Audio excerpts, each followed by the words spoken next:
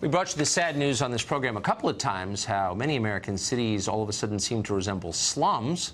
Some of you may have trouble visualizing what that means, and this is for you. After last night's program, we were sent this picture by a viewer who lives and works in the city of San Francisco. It shows the sidewalk outside his office littered with, by our count, more than 30 syringes and other drug paraphernalia. This is not in some abandoned lot or underneath the freeway overpass. It's right outside the offices of Spotify, a top tech company in downtown San Francisco. It's right across the street from WeWork. It's 1 block away from Zenres. These are all tech companies, and 3 blocks from tech giants Twitter and Uber. These are some of the richest companies in the richest industry in the richest city in the United States, and their employees work in a circus of trash and drugs. And the question is, do elites even care? And the answer, of course, is no, they don't. U.S. cities aren't just plagued by homeless drug addicts, but also by deadly Central American gangs. It's not propaganda, it is real. We've got new numbers out today about the extent of MS-13. That's the primarily Salvadoran gang that has become the deadliest organized crime ring in the country.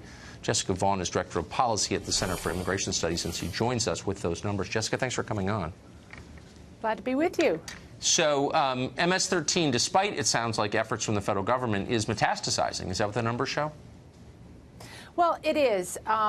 Some people have been very dismissive of all the attention to this gang, but it has rebuilt itself. It's not a homegrown gang. It was formed by people who came from Central America decades ago illegally. So that was a failure in border security. But ICE and other law enforcement agencies were able to stifle it for a while there.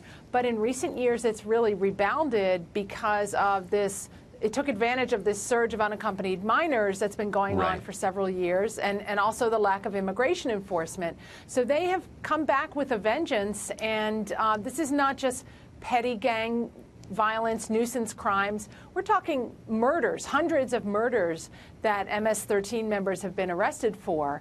And it's a scourge in a number of communities that So give us a sense of the scale. So we think of MS-13 as primarily in Los Angeles County, in suburban Virginia, outside Washington, maybe Chicago. It's spread, though. Tell us what that looks like. At a certain point in time, the gang decided to almost open up franchises around the country. Places like Long Island, Boston, Charlotte, North Carolina, as you said, the suburbs of Washington, D.C., because this is a gang that's controlled from El Salvador, and the cliques in the United States do send money back to El Salvador to help to support the whole gang. And so at a certain point in time, the leaders put pressure on those members here in the United States to kick it up a notch and start doing more, and bring in some more people from Central America, recruit more from these kids who've recently arrived. They do extortion, home invasions, sex trafficking, prostitution, and murder to prove themselves to each other and to intimidate others in the community.